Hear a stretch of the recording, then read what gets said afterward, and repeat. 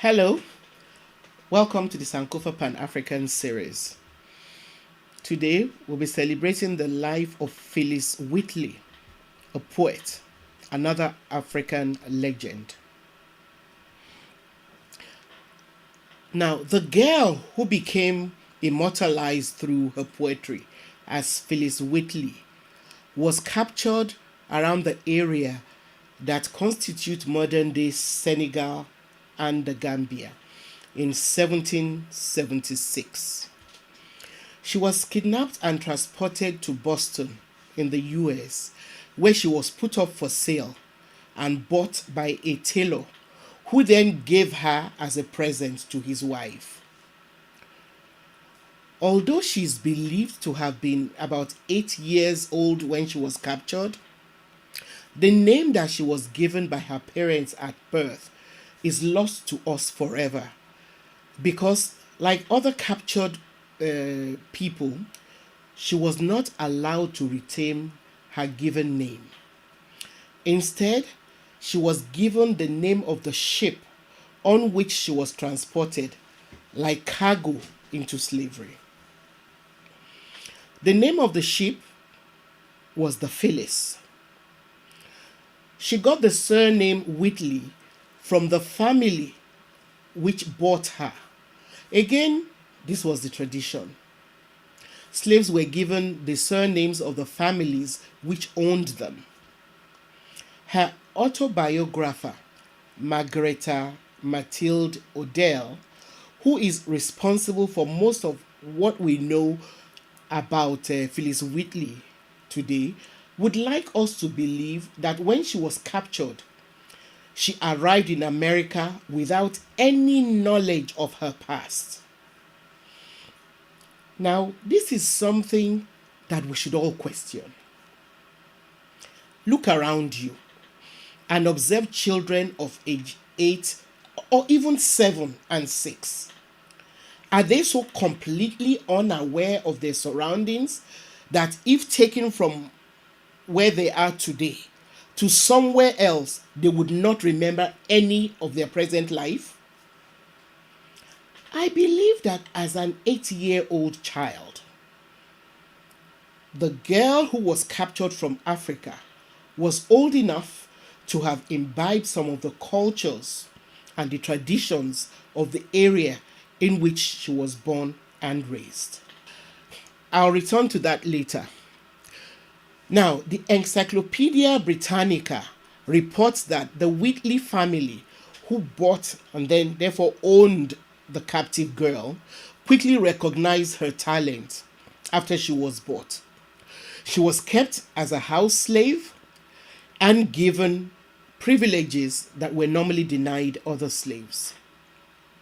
Margareta Odell reports that the Wheatley family allowed their daughter to teach the young Phillis how to read and write. However, the young girl was so quick to learn that within 2 years, she had mastered the English language and had started learning Greek and Latin. She mastered these languages at an incredible rate and started translating Greek and Latin classics like Ovid. This is something that people actually earn university degrees in order to be able to do. Anyway, by the time she was a teenager, she was writing her own poetry, which the Wheatleys helped her send for publication. Like I said earlier, Margareta Odell, who is the source of most of what is known about Phillis Wheatley's early life, believed that she was a blank slate when she got to the US.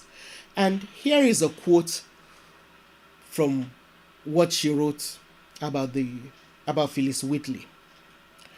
She writes, and I quote, "She does not seem to have preserved any remembrance of the place of her nativity or of her parents, excepting the simple circumstance that her mother poured water before the sun at his rising, in reference, no doubt, to an ancient African custom. Now, as incongruous as the idea that Phillis Wheatley did not preserve any remembrance of her early life before her captivity sounds, a lot of scholars actually believe this biographer. While it is possible to argue that as a child of 8, her memories might have become fragmentary after a while and might not have completely reflected the level of sophistication of the cultural context that shaped them. My position is that as a prodigy, which Phillis Wheatley was unquestionably one, her propensity for such a level of sophistication must be taken into consideration. The fact that she was a prodigy is reflected in the way in which she quickly learned everything. And it is apparent that she was not just, an ordinary girl. She was an uncommonly brilliant girl. So that was why she was able to learn not just English, but Greek and Latin.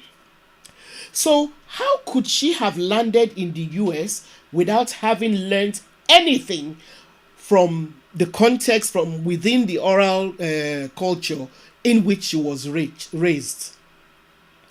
How could she have lived 8 years of her life having a brilliant a mind as she did without assimilating any of the cultural forms or models that surrounded her? And as researchers into oral tradition and oral cultures over time have come to accept, assimilation of cultural forms and models occurs at a much more rapid rate in predominantly oral cultures. Odell's claim that Phillis Wheatley did not remember anything about her life before being brought to America, we then led people to believe that she was only able to write poetry because she was influenced by neoclassical Western poetry, should be contested, because the same biographer actually contradicts herself. Now, in one breath, the biographer writes that she does not seem to have preserved any remembrance of the place of her nativity or of her parents.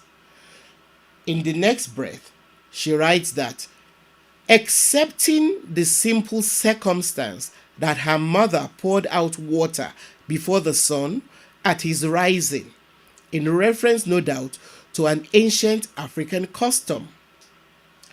Now, my question is, if she did not retain any memory from her childhood, how could she have recalled her mother pouring libation to the sun? In addition, if you study Phillis Wheatley's poems, not only will you find that the sun plays a prominent role in them, but in another poem which is titled To the Right Honorable Williams, Earl of Dartmouth, it is apparent that she did not forget all about her life before her enslavement. This poem actually illustrates that Phillis Wheatley retained some vivid memories of her past life in Africa. She does not only recall her parents, but there are hints about how she was abducted. And I'll take a quote from that as well. I, young in life, by seeming cruel fate, was snatched from Afric's fancied happy seat.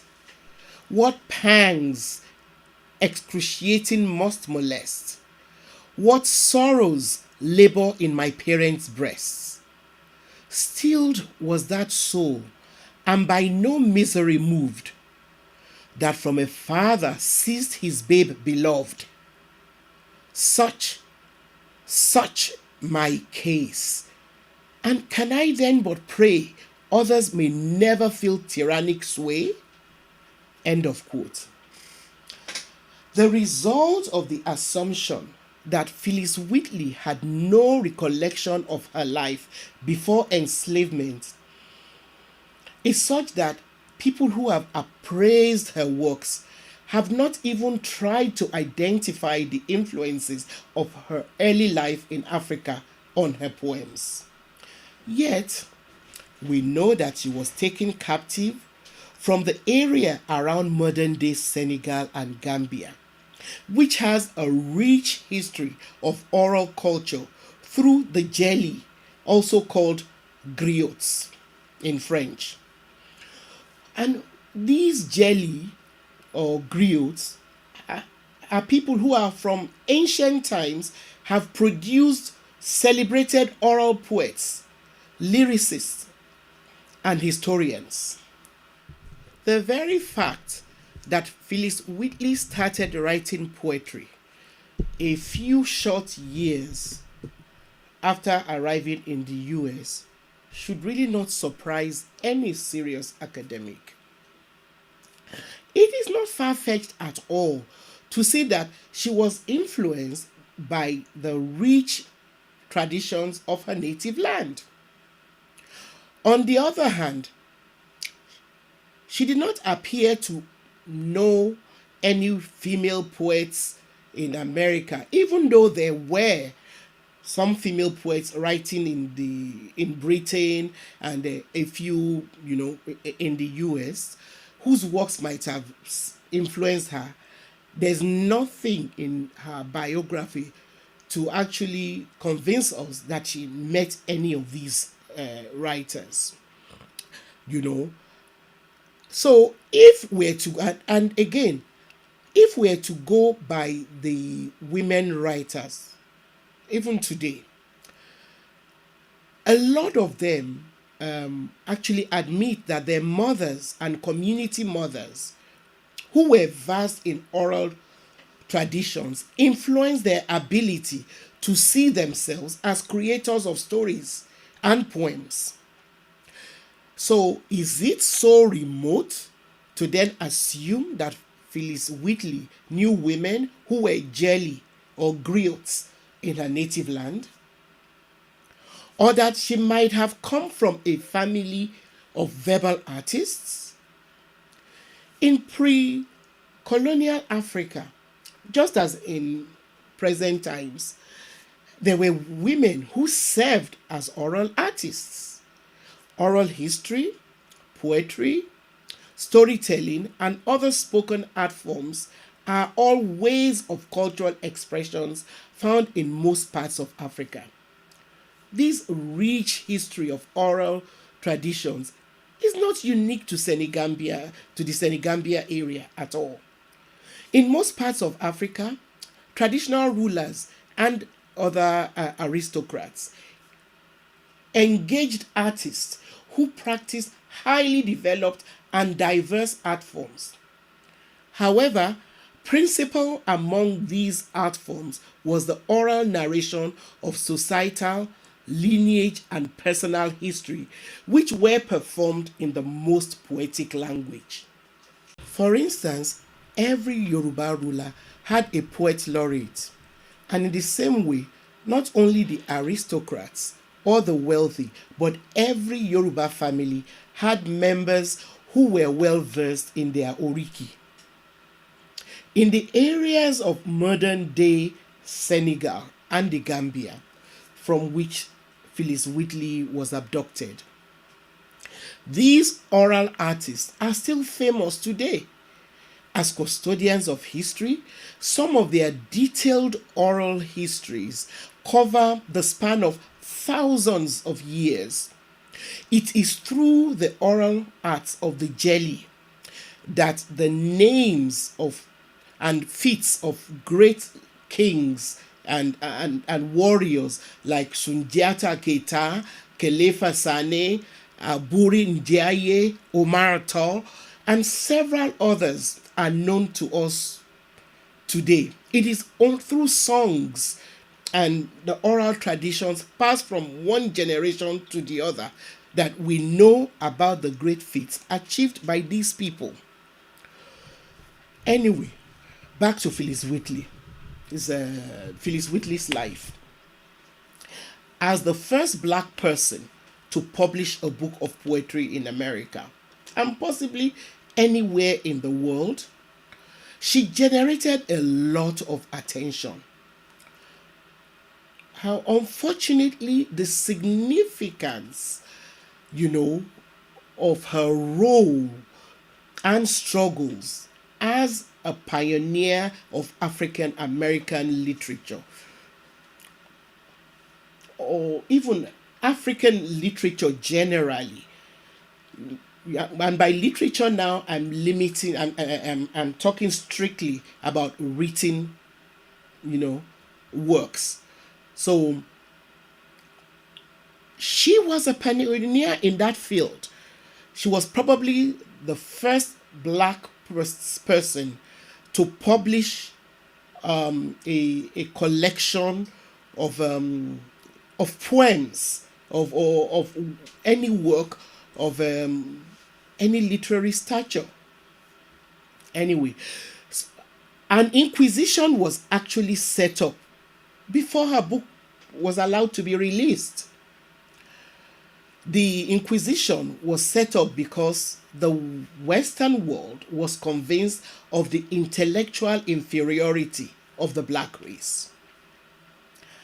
According to Henry Louis Gates Jr., in a book titled The Trials of Phillis Wheatley, a panel was assembled to verify the authorship of her poems and to answer an even larger question, which was a Negro actually capable of producing literature?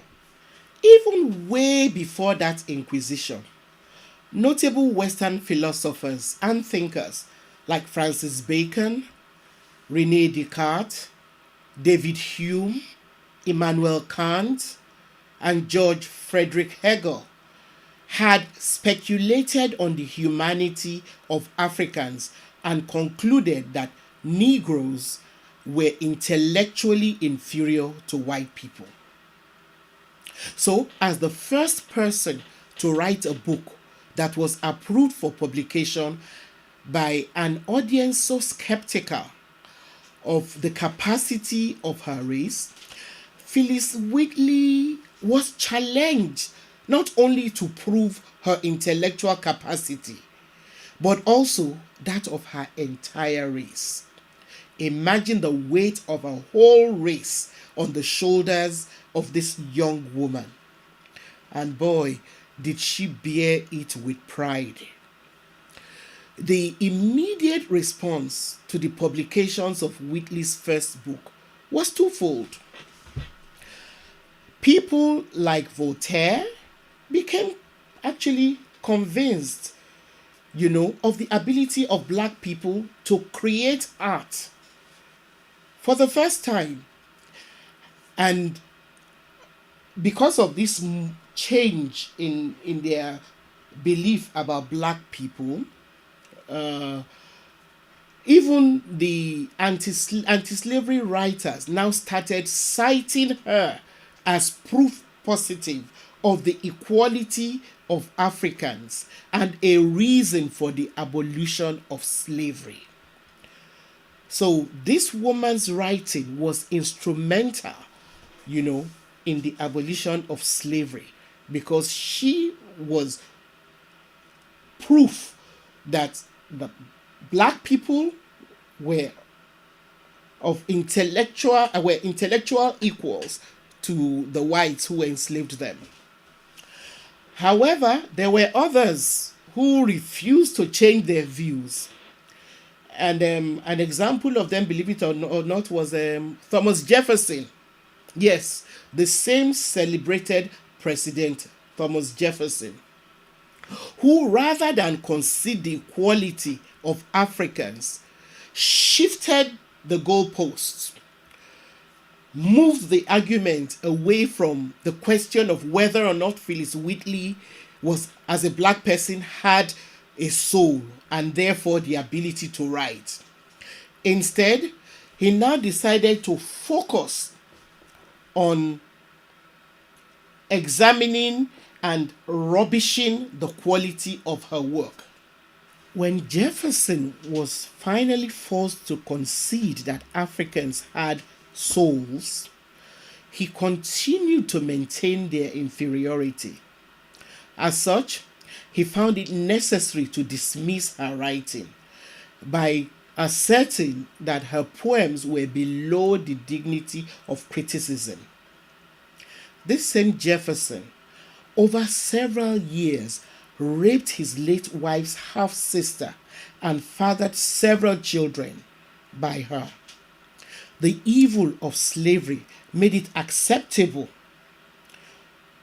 for Sally Hemings to be given as a slave to Jefferson's wife, even though they had the same father. And after the death of the wife, for Jefferson to molest this teenage girl, when he started fathering children with her and ended up fathering, many children with her and still holding her in servitude. Anyway, in spite of all the obstacles in Phillis Wheatley's way, she persevered in her writing. She died in Boston, Massachusetts on the 5th of December, 1784. Some of her poems include To Maecenas, On Virtue, On Being Brought from Africa to America, Goliath and Gath, Niobe in Distress for Her Children Slain by Apollo, from Ovid's Metamorphoses, An Answer to the Rebus, and so many more.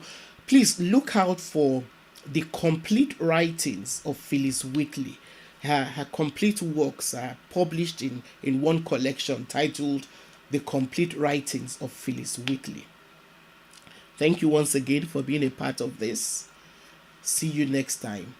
Please subscribe if you have not done so, like us, and share this video with your contacts. Thank you.